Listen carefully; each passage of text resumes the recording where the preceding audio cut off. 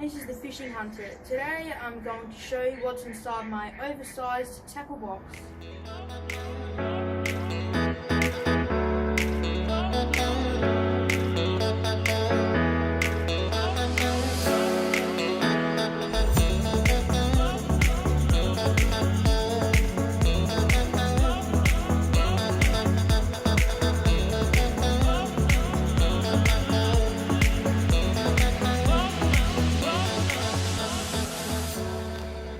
I'm going to give you a tour of what's inside my tackle box. So here we've got my 15-pound leader. I like to keep this on me if I want to go for a whiting or some just regular brim. That there. And here is my 40-pound Tough Trace Black Magic leader. And I like to use this if I'm going for sharks or mulloway or snapper or really anything big. And it's actually got its fun fact about it. Excellent abrasion resistance, excellent knot strength, high sensitivity and low visibility. Here we've got my pliers. It acts as a double tool. It's got like little clippers there, so I can snip leader and cut knots and get hooks out with these pliers at the top. And I've just got a packet of size 8 long shank hooks here. And I like to use these if I'm going for mullets or brim.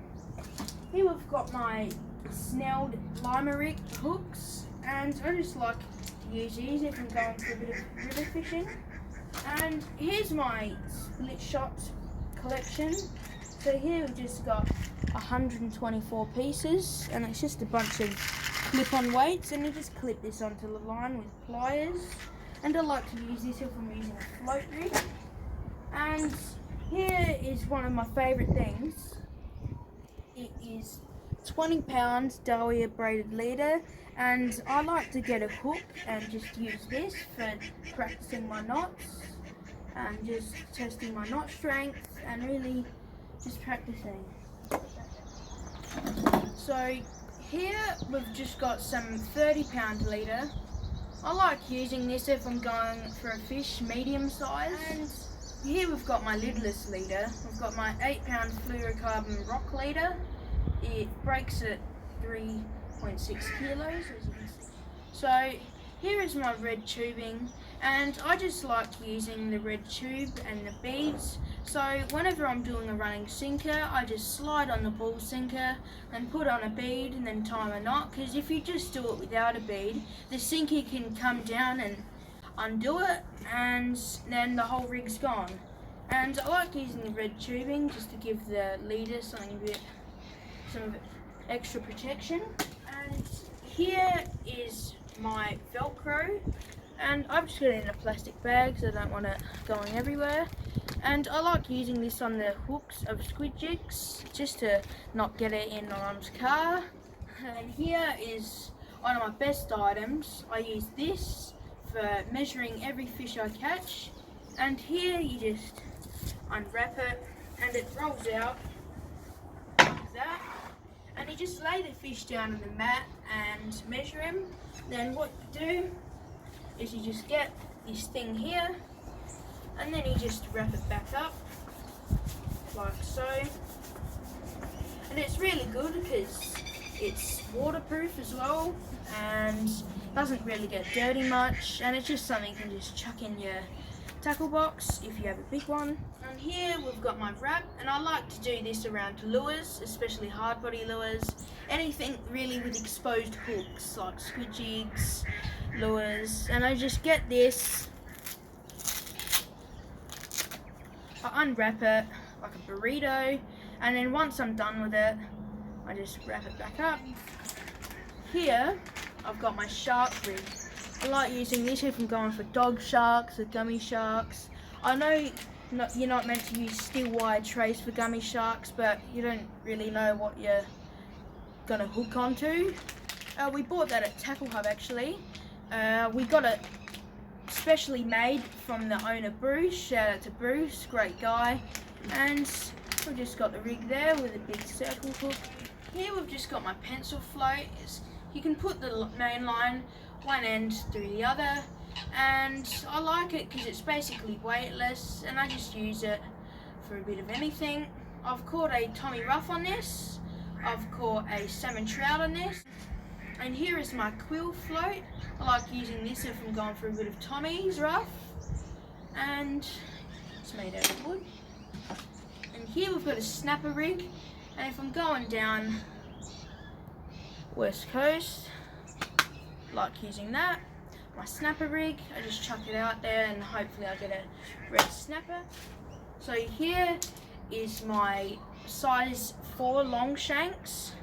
They're way overpriced, $18. We got them from Tackle World. And here I've got my size 4 circle hooks. I like using these if I'm going for a bit of toadfish or a bit of brim, salmon trout.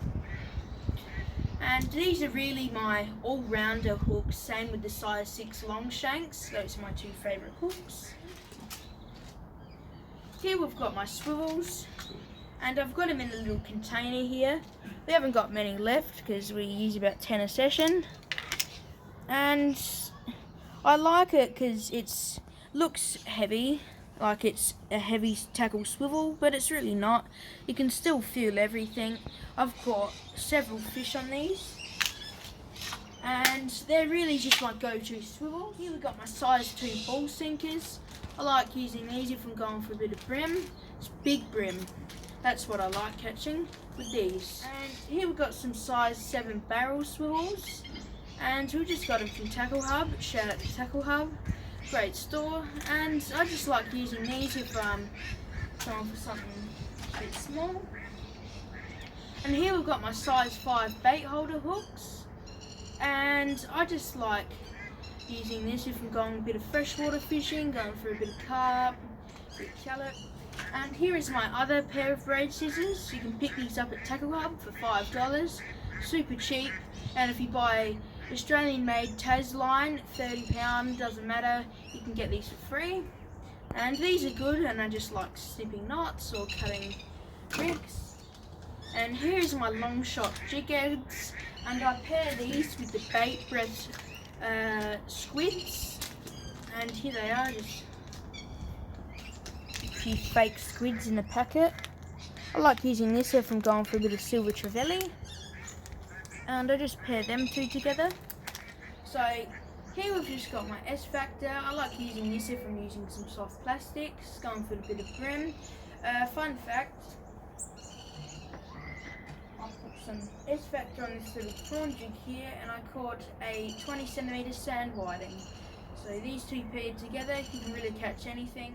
Now I'm going to give you a tour of the bottom half of my tackle box, and it's where I keep all my lures and my squid jigs.